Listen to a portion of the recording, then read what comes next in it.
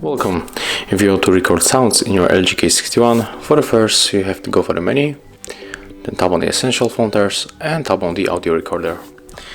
Click 2 times allow, and right now all we have to do is just to tap on this big button with the red dot, and right now our smartphone is recording sounds.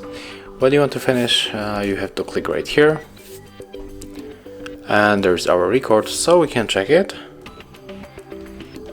What is with the quality?